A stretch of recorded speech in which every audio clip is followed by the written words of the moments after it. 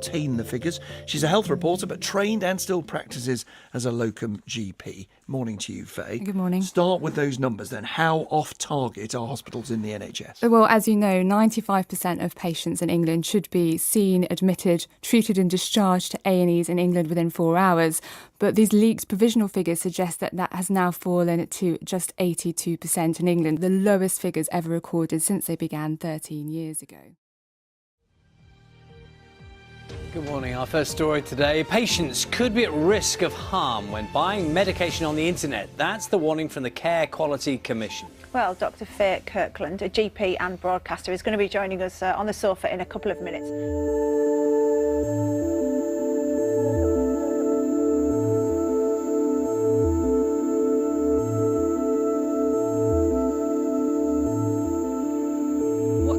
Doesn't tell you is that this company was suspended by the CQC in December last year. Treated.com's headquarters are behind me here in Bolton. Now, last year, as part of an investigation, we went on their website and ordered antibiotics. They sent this medication through the post to treat the ear pain. As a GP, I can tell you I have never given it for this condition, as it simply wouldn't work. That drug wouldn't have killed the bugs that typically cause ear infections.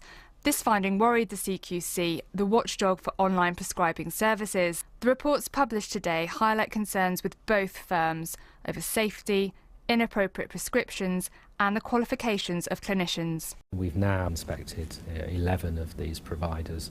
The first 2 reports are published today and they are shocking. Dr. Faye Kirkland there, who joins us now as well. Morning, thanks for joining us.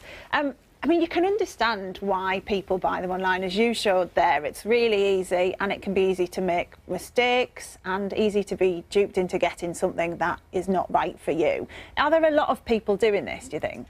Well, to be honest, no one really knows. I did ask the Care Quality Commission, and there's no accurate number on the people who are using these sites.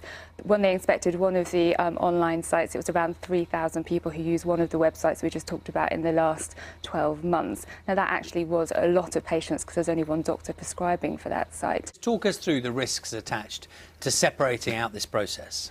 Well, if patients aren't being examined properly, you could end up giving someone completely the wrong medication. If you don't know their medical history, so you haven't got access to their GP notes, you could actually give something that would then interact with their normal drugs. So that could be potentially really serious, if potentially not fatal. When a teacher, social worker or healthcare professional suspects that a child's been the victim of female genital mutilation, they're obliged to report their suspicions to the local child safeguarding authority.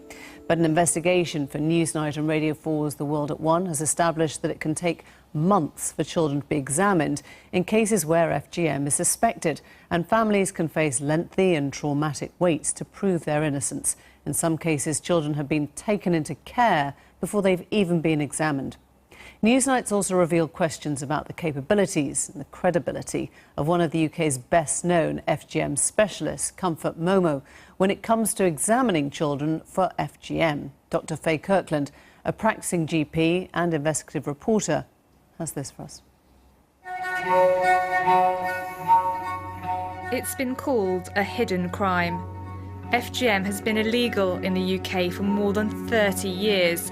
But it's still a common cultural practice in many countries in Africa, parts of Asia and the Middle East. There are no definitive figures, but the British government has warned thousands are at risk and has committed to ending FGM worldwide within a generation. The issue of female genital mutilation is one on which I think we are all agreed across this whole House. It is an abhorrent activity. It should not be taking place. But are the authorities taking the right approach to investigating suspected cases of FGM, especially where children are concerned? We've been told that excessive waits for the examination of children are causing unnecessary trauma and that children can be placed into child protection measures while inquiries are ongoing. The atmosphere changed in the house. It felt like the whole world was crumbling down on me.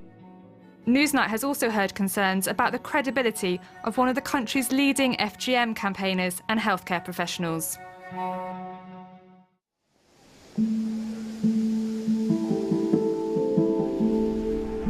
Nearly 2 years ago, it became a legal requirement for healthcare professionals, social workers and teachers to report cases of FGM in children to the police. But there are concerns the way some cases are being investigated is harming children and their families.